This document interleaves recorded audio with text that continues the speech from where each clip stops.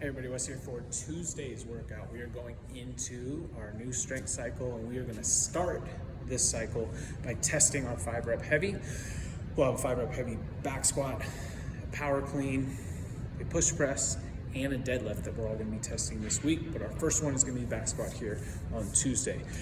Since we've been working with some threes, we've been working with a combination of back squat and front squat, you should have a pretty decent idea of maybe what you want to go to. If you're having to work on those threes, you obviously are going to pull back the weight just a little bit if now we're going for those fives.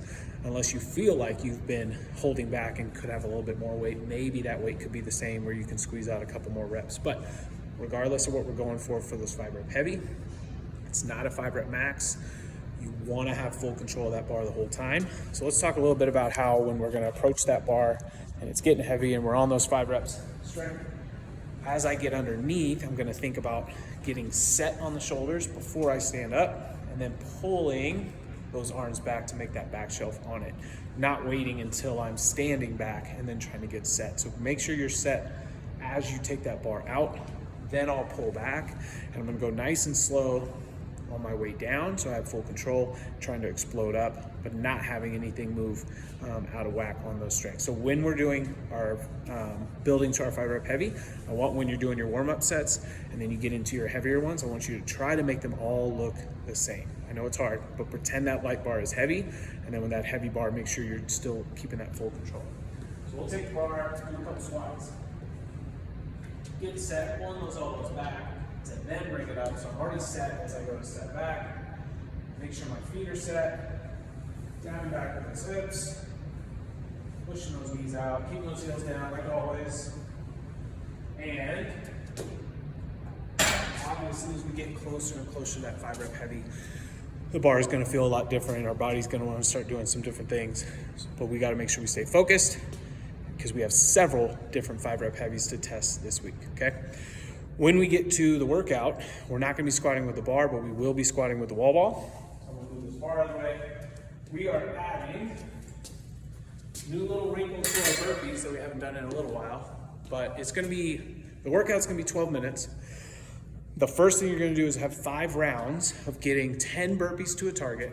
So that's where we're going to stand and have a reach, and ideally it's about 6 inches above that standing reach, where we're going to try to jump to at the top of our burpees.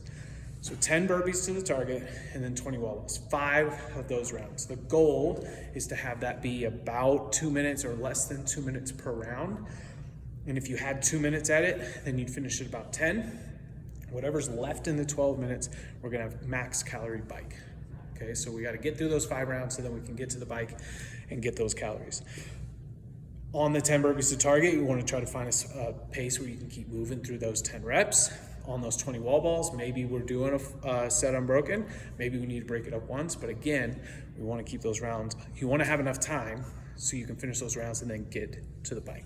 So let's show that burpee to target, and I'll show a couple wall balls.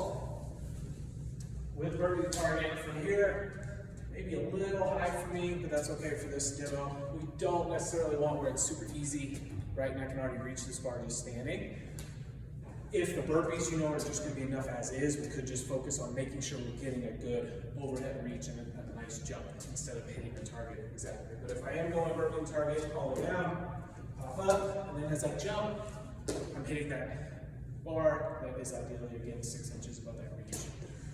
You can see that'll make you focus a little bit more on actually standing all the way up and getting that higher jump. But you'll get into the rhythm of it after you practice a few. For the wall ball, we're going to make sure that ball stays high. We're keeping the ball up here in front. We're not letting it drag us down. But we have a good squat. In squat throw. Each time. We've seen a lot of wall balls over the last couple of weeks. So hopefully you have an idea if that 20 is going to be manageable for unbroken, or if you're going to need to split that up. Okay, but lots of squats today, and make sure we get through those 5 rounds with enough time to hit the bike, and then see if you can sprint, whether that's 2 minutes, a minute and a half, maybe you have a little bit over 2 minutes to get those calories, but try to really push it on that bike today. Have fun. We'll see you on Tuesday.